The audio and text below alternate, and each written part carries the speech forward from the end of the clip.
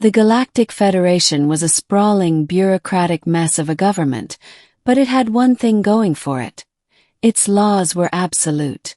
No species, no matter how powerful, could escape the consequences of breaking them.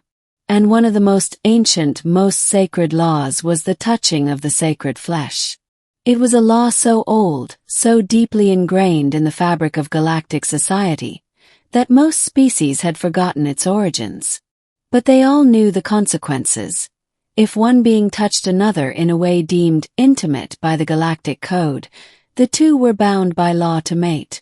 And that's exactly what happened when Captain Jaxon Reed, a human explorer from Earth, accidentally brushed his hand against the shimmering, iridescent skin of Zylara, the High Priestess of the Zynthari. The Zynthari were a reclusive, highly advanced species known for their ethereal beauty and their strict adherence to tradition. Their skin glowed with a soft, bioluminescent light, and their eyes were like pools of liquid starlight. They were also one of the most powerful species in the galaxy, and Zylara was their most revered leader. So, when Jaxon's hand grazed her arm as he reached for a datapad during a diplomatic meeting, the room fell silent. Zylara's eyes widened, her luminescent skin flickering with a mix of shock and outrage. "You dare touch me, human," she hissed, her voice like the whisper of 1,000 stars. Jaxon froze, his hand still hovering in the air. Sorry. It was an accident. I was just..." "Silence!" Zylara's voice echoed through the chamber, and the other delegates, a mix of reptilian, insectoid, and mammalian species, stared at the scene with a mixture of horror and fascination. One of the Zynthari advisors stepped forward, his voice trembling with reverence. "High Priestess, the law is clear. The human has touched your sacred flesh. The bonding must commence." Jaxon blinked. "Wait, what? Bonding? What are you talking about?" Zylara turned to him, her expression a mix of fury and resignation. "You have invoked the ancient law of touching of the sacred flesh. By the Galactic Code, we are now bound to mate." Jaxon's jaw dropped. "Mate? As in mate? Like have babies and all that?" Zylara's skin flushed a deep violet, and she looked away.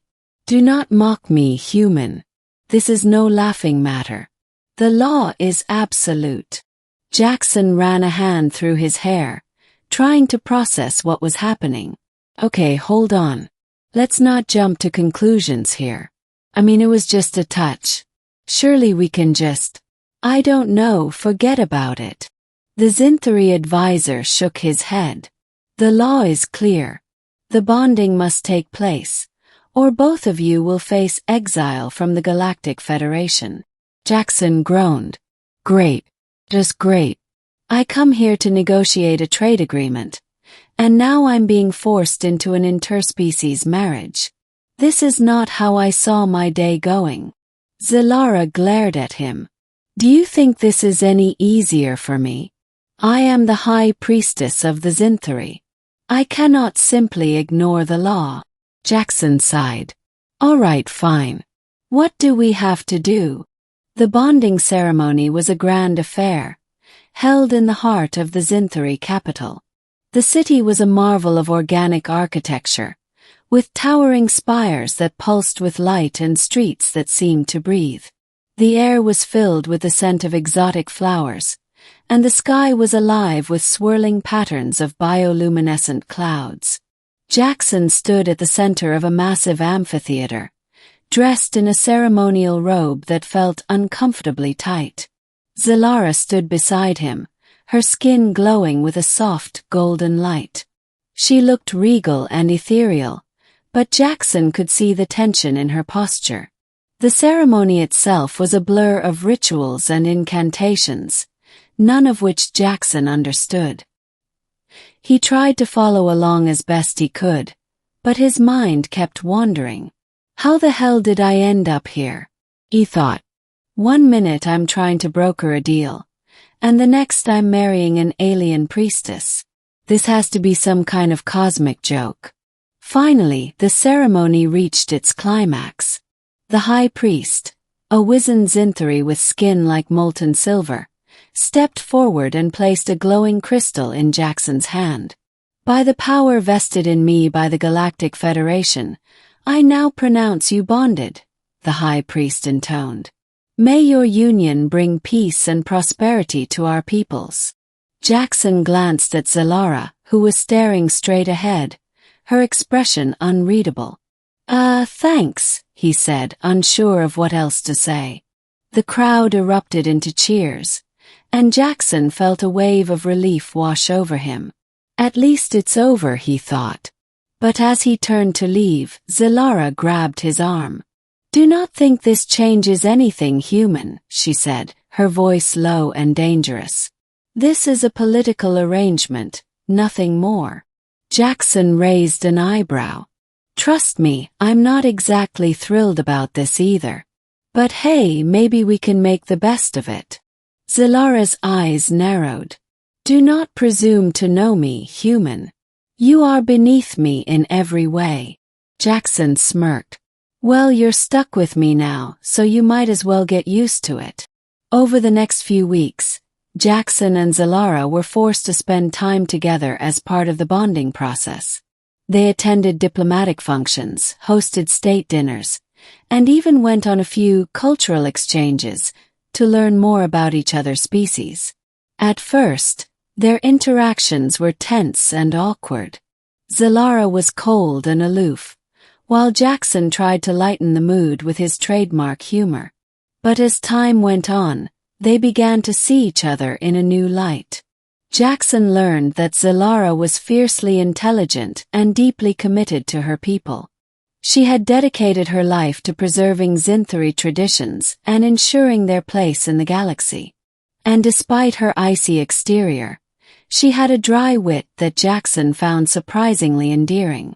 Zylara, for her part, began to see Jaxon as more than just a bumbling human.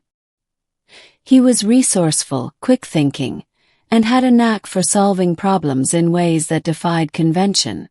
And while his humor was often crude, it was also strangely comforting. One evening, as they stood on a balcony overlooking the city, Zylara turned to Jaxon. "You are not what I expected," she admitted. Jaxon grinned. "Is that a compliment?" Zylara's lips twitched in what might have been a smile. "Do not let it go to your head, human." Jaxon laughed. "Don't worry, I won't. But hey, maybe this whole bonding thing isn't so bad after all." Zylara looked out over the city, her expression thoughtful. "Perhaps," she said softly. As the weeks turned into months, Jaxon and Zylara grew closer.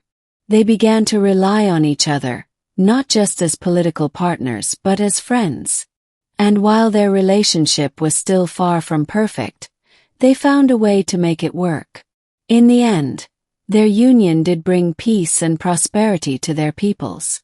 The Zynthari and humans formed a strong alliance, and Jaxon became a respected figure in the Galactic Federation. And as for Zylara, well, she never admitted it out loud, but she had grown fond of the human who had dared to touch her. Epilogue. Years later, Jaxon and Zylara stood together on the same balcony where they had first begun to understand each other. The city below was alive with light and color, a testament to the strength of their union. "You know," Jaxon said, "I never thought I'd say this, but I'm glad I touched you that day." Zylara smiled, her skin glowing with a soft golden light. "Do not let it go to your head, human."